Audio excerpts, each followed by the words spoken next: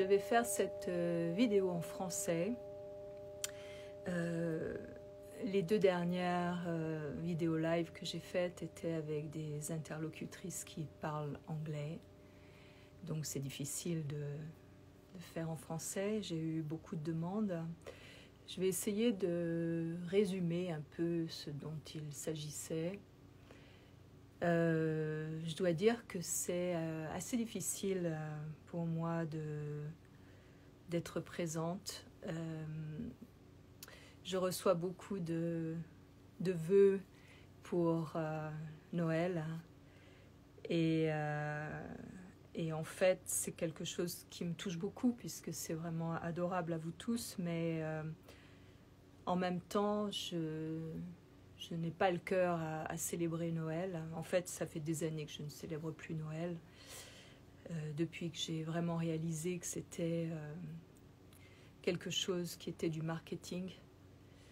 Et j'ai plutôt tendance à célébrer chaque jour.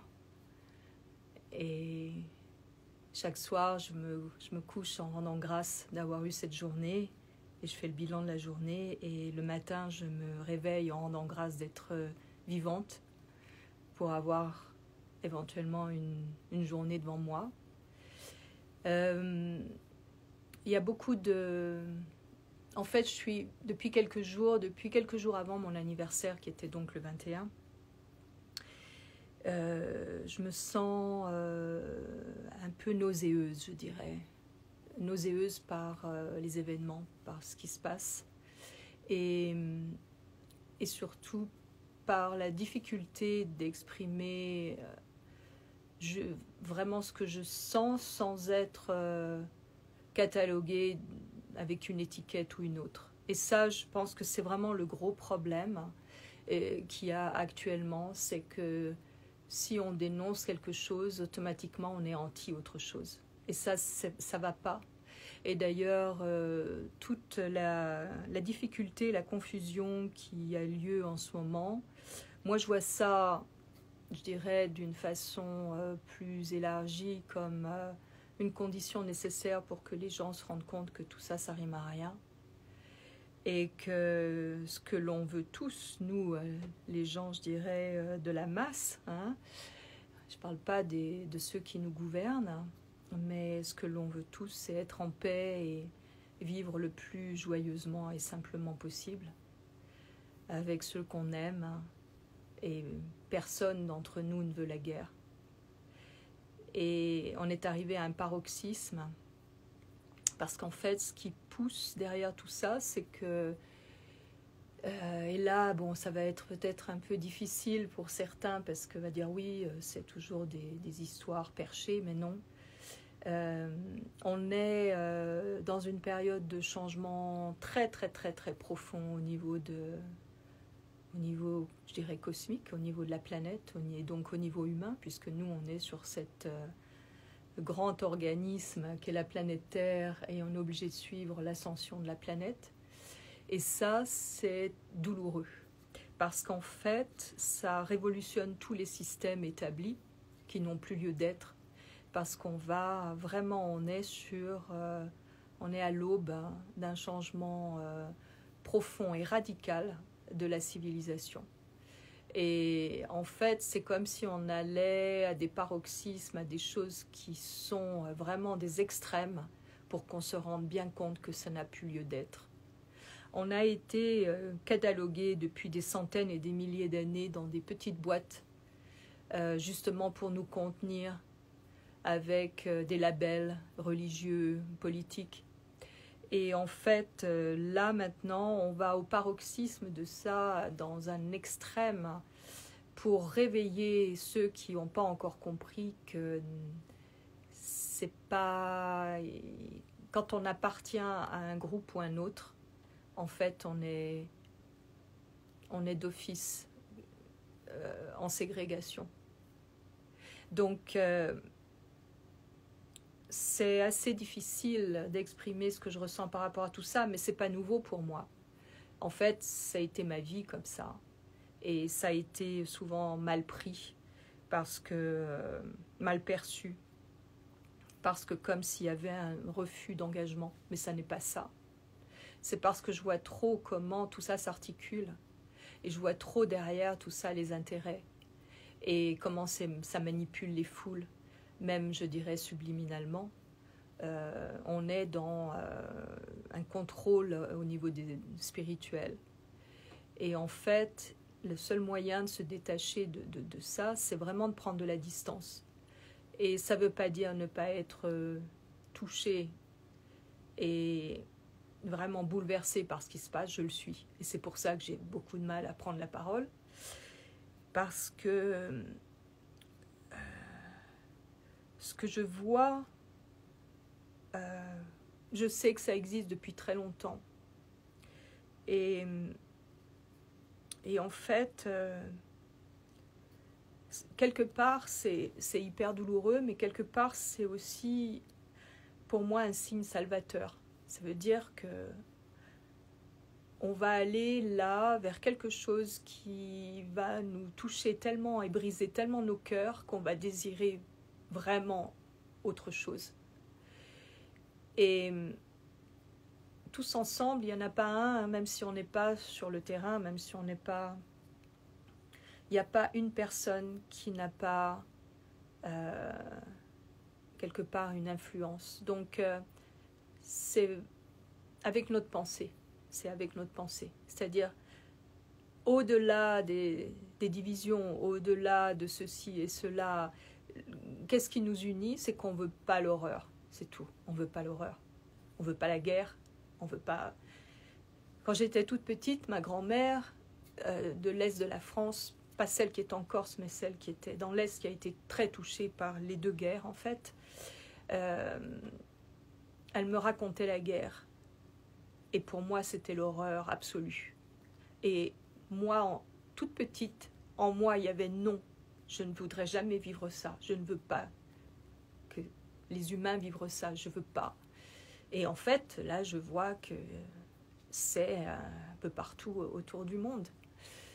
Et il y a quelques années, j'ai posté régulièrement par rapport à ce qui se passait au Yémen et personne n'y prêtait d'importance.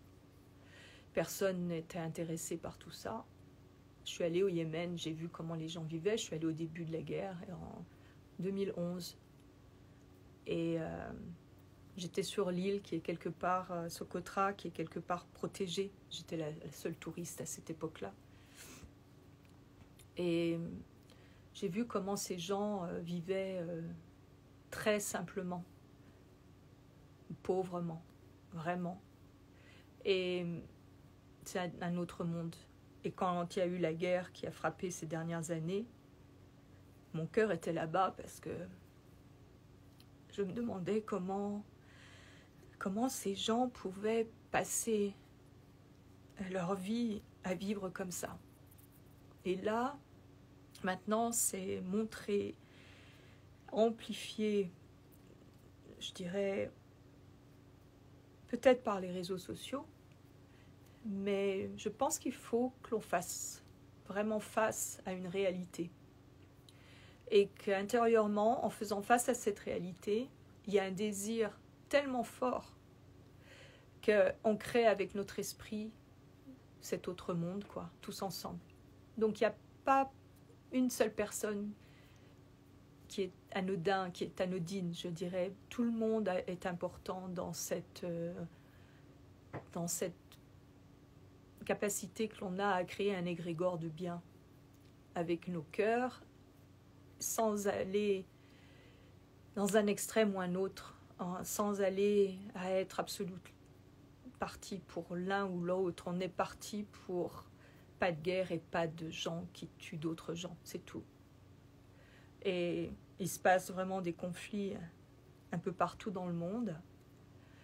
Et je vois ça comme une grosse éruption pour un changement. Et je l'avais dit en début, parce que pour moi c'est la même chose que ce qui s'est passé en 2020. Ça fait partie, ça participe de la même chose. Et en fait, qu'est-ce que ça stimule en nous? Qu'est-ce que ça stimule en nous? Moi, il y a plein de choses que je ne peux plus vivre comme je vivais avant. Parce que je trouve que c'est obsolète. C'est limite indécent. En fait, célébrer toutes ces fêtes et tout, ça n'a plus vraiment de sens. Ça n'a plus de sens parce que, en voyant la grande manipulation que ça a été depuis des centaines et milliers d'années, il y a un moment déjà que ça ne fait plus sens pour moi. Et c'est vrai que j'ai célébré ça quand mes enfants étaient petits. J'ai fait comme tout le monde. Et puis, pour être honnête, je suis ravie qu'ils soient grands et que mes petits-enfants soient grands. Parce que c'est quelque chose qui ne fait plus partie de mon monde, en fait. Je trouve ça déplacé, quelque part, avec tout ce qui se passe dans le monde. Je trouve super de se réunir en famille et de partager un moment, mais il n'y a pas besoin que ça soit le 24 ou le 25 décembre ou le 31. Pour moi, chaque jour est à célébrer. Et en fait, c'est ça, c'est comment est-ce qu'on peut se rendre compte du sacré de chaque instant et dans nos vies. Et si j'ai l'impression que si les êtres humains se rendraient plus conscience de ce sacré au quotidien et de l'importance que ça a et de la gratitude par rapport à ça, on ne serait pas où on est, parce que le monde extérieur montre quelque chose qui ne fonctionne pas à l'intérieur de nous, de la société que l'on a créée. Et pour moi, ce qui est, je dirais, positif, c'est que si on a pu créer ce bazar-là dans lequel on a la capacité aussi de créer quelque chose d'autre, quelque chose de bien, quelque chose de beau et de bon. Donc, je veux rester à ce niveau-là, mais ça ne m'empêche pas de voir ce qui se passe et d'être touchée par ça. Voilà. Donc, je voulais partager ça avec vous. J'ai eu, au niveau personnel, des prises de conscience, des découvertes, en fait, des surprises, des choses que je n'avais jamais vues avant de moi-même. Hein. Et ça en regardant Je suis en train de travailler sur un projet d'expo qui date depuis 2009. Et j'ai toujours pas fait l'expo. Et je suis en train de travailler dessus. Ça s'appelle Primordial.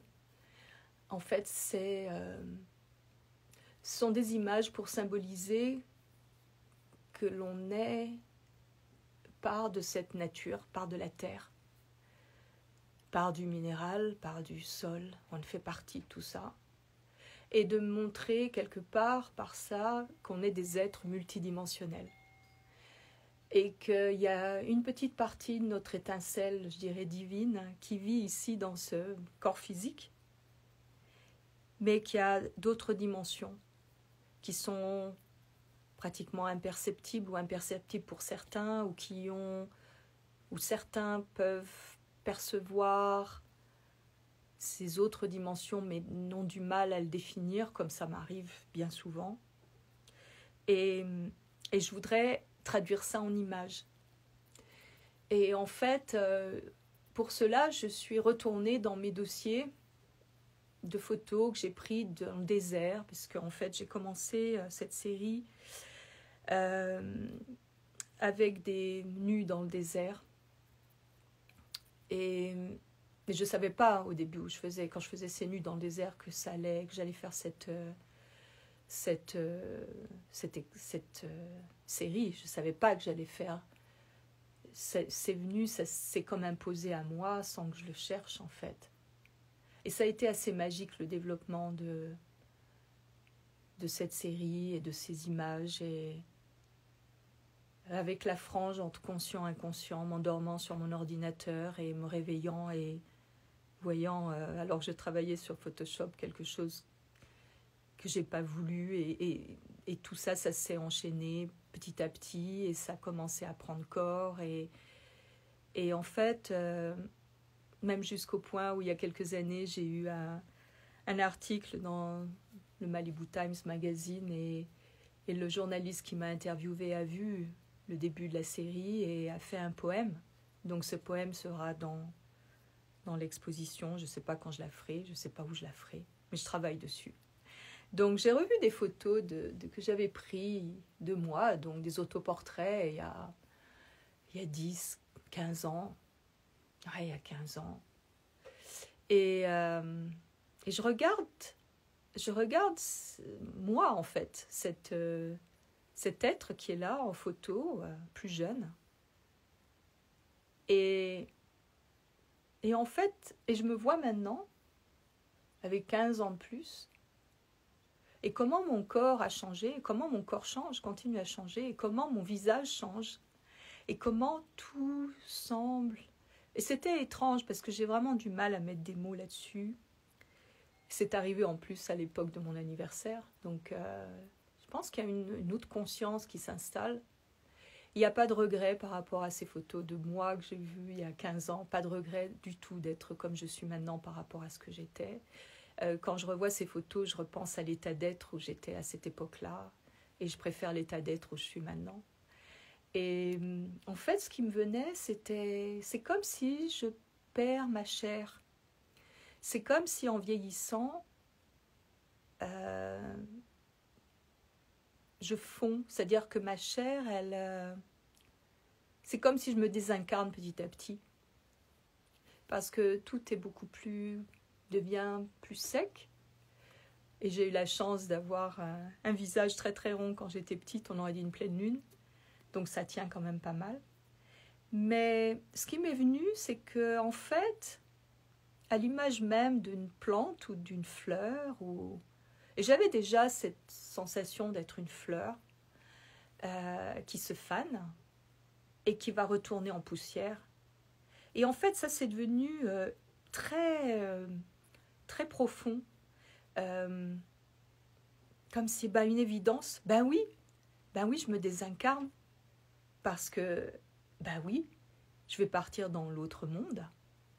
Et petit à petit, je me désincarne petit à petit. C'est comme si la chair que je perds, que mon corps perd, fait place à autre chose, à quelque chose qui est de plus en plus subtil, de plus en plus profond, de cet être invisible dont mon corps physique est juste une manifestation là, dans cette réalité. Mais c'est comme si le fait de perdre de ma substance physique augmente ma capacité à être en contact avec ma substance spirituelle. Et je dois dire que c'est une sensation étrange mais agréable. C'est comme quelque chose qui grandit, paradoxalement, alors que j'aurais plutôt tendance à me tasser en vieillissant. Mais quelque chose qui grandit, en fait, je pense qu'il grandit, c'est la conscience de l'être invisible. Et je pense que en prenant de l'âge, en fait, quelque part au fond de nous, on sait qu'on se rapproche de cette totalité, de cette immensité, de cette chose qui est intemporelle. Et quelque part, je me souviens, il y a une vingtaine d'années, j'avais un excitement, je ne sais pas si on dit excitement ou excitation, ou quelque chose qui était comment c'est quand on meurt, comment ça va être quand je vais mourir, c'était tellement fort que des fois je me disais j'aimerais savoir comment c'est, c'est toujours là mais différemment en fait. C'est le mystère, c'est ça. C'est comment est-ce qu'on peut être intéressé, c'est même pas intéressé, comment est-ce qu'on peut être curieux du mystère, curieux de cet inconnu, ne pas le redouter, ne pas avoir peur, être curieux et être dans un état d'âme, d'esprit positif par rapport à ça. Et là, je me dis que si, il y a quelques jours, j'ai eu cette sensation que j'avais jamais eue avant, j'ai fait cette relation que j'avais jamais fait avant, entre mon corps qui se désincarne petit à petit et le passage dans le monde de l'invisible, eh ben, je me dis, qu'est-ce que je vais encore découvrir dans les années, j'espère nombreuses, qui me restent à vivre. Parce que ce qui est extraordinaire, c'est que c'était là. Mais ma conscience, je ne pouvais pas en avoir conscience. En fait, c'était là. Bien sûr que c'était là. Et puis, hop, c'est comme si à un moment donné, on mûrit. Il y a quelque chose qui mûrit. Bah oui, comme une plante. Comme une plante ou quelque chose qui va donner un fruit et qui a une croissance particulière et qui mûrit. Et qu'à chaque étape, on ne sait pas quelle est l'étape suivante, comment ça va être. Et quand on l'a franchie, bah, on sent qu'il y a quelque chose qui a changé. Donc c'est ça. Et je me dis, bon, bah, ça suit le courant. C'est-à-dire que dans mon corps, là, ces derniers mois, il y a eu des moments assez difficiles, assez douloureux dans le corps. Hein, mais je sais, j'ai pas peur. Je sais que c'est parce que, effectivement, mon corps est en pleine transformation. Parce que l'énergie au niveau cosmique est en train de changer. Et mon corps est obligé de suivre. Il n'y a pas le choix. On est obligé de suivre. Parce que c'est très éprouvant.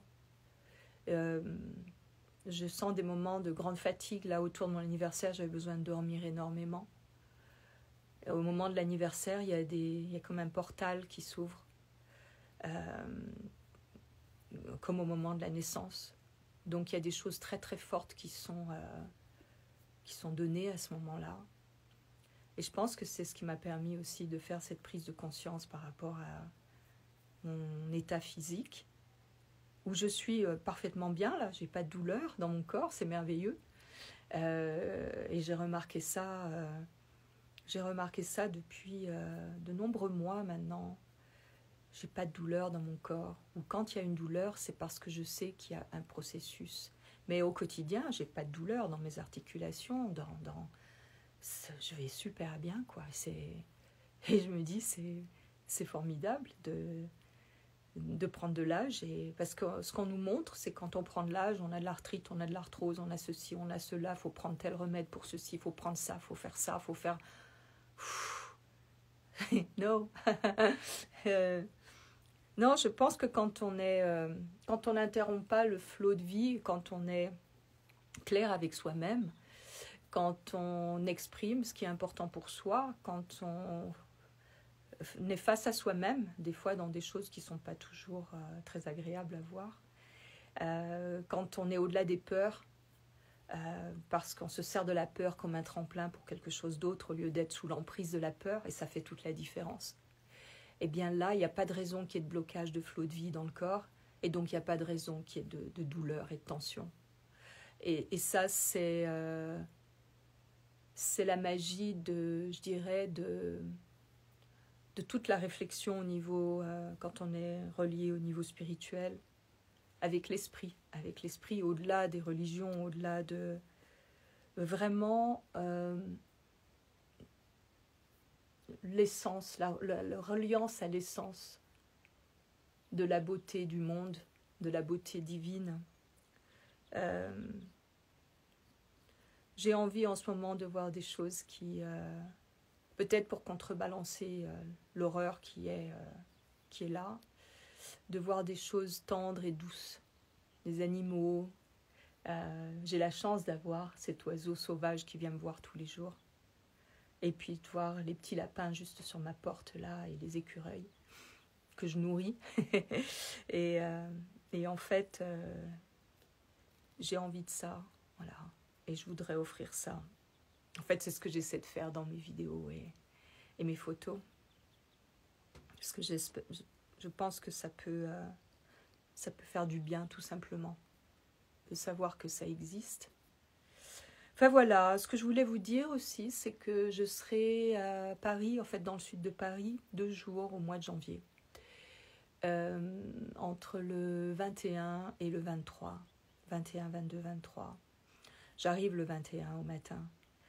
Et avec mon amie Patricia, on va organiser une vente des châles chez elle.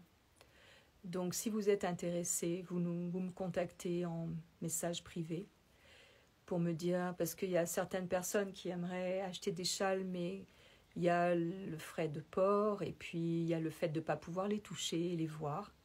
Et là, ça serait une opportunité pour pouvoir toucher et voir. Je ne vais pas tout amener, je vais en amener certains. Alors s'il y a des choses que vous aimeriez particulièrement éventuellement acquérir, vous me le dites en message privé et je ferai mon possible pour les emmener avec moi. Comme ça, il sera possible pour vous, si vous voulez venir. Je pense que ça sera le 21 après-midi et le 22, ou le 21 et le 23. Et donc, comme ça, de prendre rendez-vous et de venir. Ça sera à Vanves. Et je serai ravie de vous rencontrer et puis d'apporter éventuellement ce qui pourrait vous intéresser. Il n'y a aucune obligation d'achat.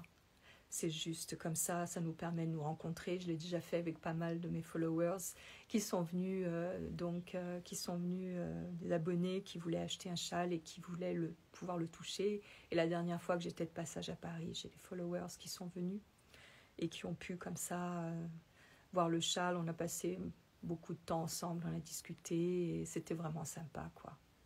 Donc voilà, donc je voulais aussi vous dire par rapport à ça, aussi vous dire, tenez bon, ça va être difficile, 2024 va être très difficile, mais faut être ce qui est juste pour vous. On a eu depuis quelques semaines des révélations par rapport à ce qui s'est passé depuis 2020. Moi, j'ai pas changé mon cap depuis le début, où j'ai été un peu décriée d'ailleurs au début. Et je me suis mise en marge même de ce qui faisait ma vie, c'est-à-dire tout ce qui est modeling, parce que je voulais pas me plier aux règles que je jugeais pas justes pour moi. Donc j'ai arrêté. j'ai arrêté de travailler en tant que modèle. Je ne suis un modèle que pour moi-même, pour mes châles. Mais je suis en train de revoir tout doucement à mes conditions en fait. Donc voilà, donc c'est ça, restez sur ce qui est juste pour vous et vous allez passer à travers des choses les plus difficiles qui vont se présenter.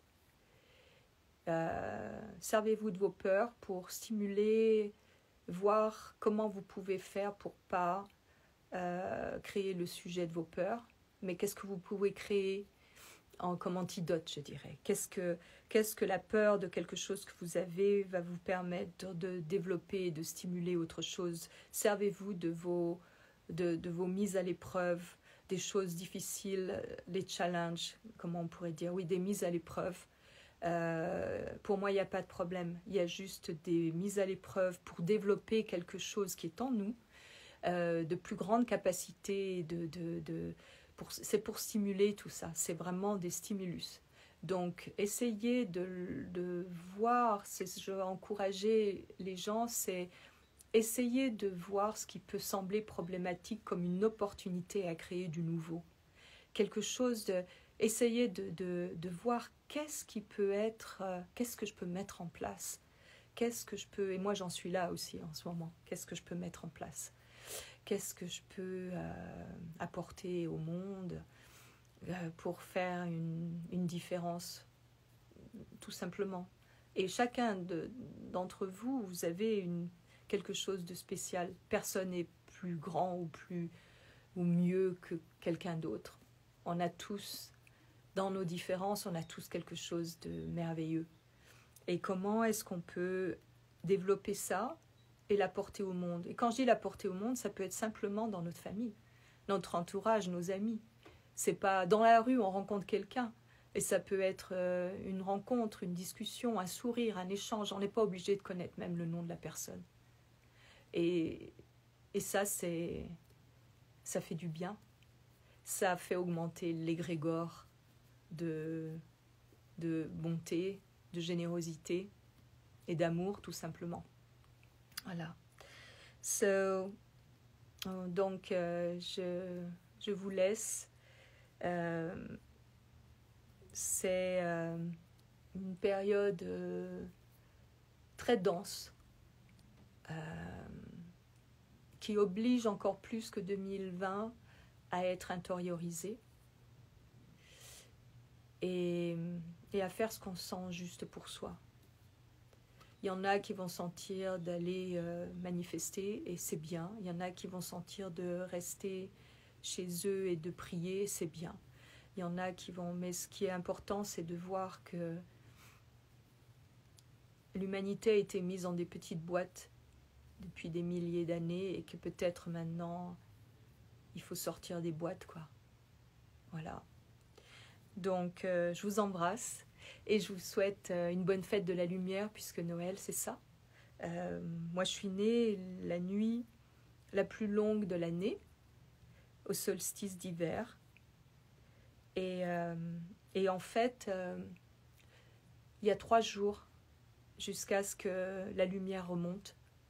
Les jours s'agrandissent et c'est le 25 décembre que ça se passe. Donc, pour moi, cette période de l'année est toujours très importante puisque le 24, j'ai eu un très beau cadeau de Noël il y a 48 ans où j'ai mis au monde ma fille et qui devait naître début janvier. Elle a décidé de venir le 24 décembre. Donc pour moi, cette période de l'année est très, très chère à mon cœur.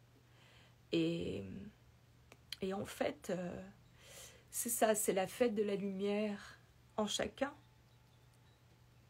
Et je ne peux pas...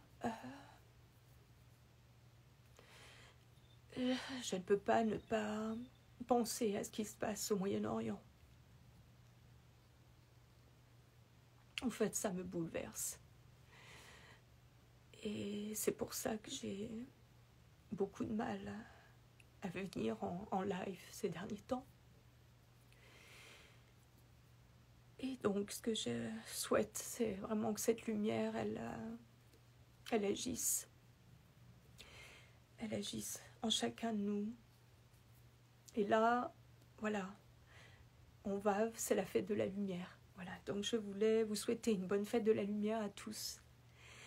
Et je vous souhaite le meilleur et peut-être qu'on se rencontrera au mois de janvier, ce qui serait super. Je sais déjà que je vais rencontrer aussi un de mes abonnés quand je vais être en Thaïlande, puisqu'en fait en janvier je vais être sur mon chemin pour partir en Thaïlande 1 mois, voir un peu comment les choses évoluent. Par rapport à ça, il y a aussi beaucoup de choses qui évoluent en moi. Je ferai peut-être un autre live, peut-être de là-bas d'ailleurs. Ouais, il y a beaucoup de challenges, beaucoup de mises à l'épreuve. Et je ne suis pas épargnée. Mais ça stimule ma créativité, ça stimule quelque chose en moi. Comment est-ce que je peux faire pour me sortir de ça? Comment est-ce que je peux faire pour... qu'est-ce que je dois avoir là? Qu'est-ce qui m'est donné à voir là? Qu'est-ce que je peux découvrir de moi-même? Et c'est... j'ai une énergie extraordinaire, même si j'ai besoin de temps de repos. Parce que ce qui se passe en ce moment au niveau cosmique, surtout avec les rayons solaires, là, qui sont très très forts, ça nous travaille au corps, tous. Ça change notre ADN. Et ça change notre relation à l'esprit. Quand je dis l'esprit, je parle de l'esprit saint, l'esprit. Je ne parle pas de l'esprit... je suis dans ce qui est la religion directe à l'univers, d'être relié. Et donc c'est ça, c'est relié à cet esprit créateur. Et comment est-ce que je peux manifester ça en moi et autour de moi? Et comment est-ce que je peux, en étant connecté à ça, faire de sorte que par ma présence, ça fasse écho et ça résonne dans ceux qui voient mes images ou qui me voient ou qui m'entendent, et comment ça peut leur permettre d'être encore plus en contact avec cet Esprit Saint en eux-mêmes, et que ça va faire boule de neige autour d'eux, ça va se diffuser, un peu comme la fleur du pissenlit. On sème à tout vent, on sème nous nous aimons à tout vent. Voilà.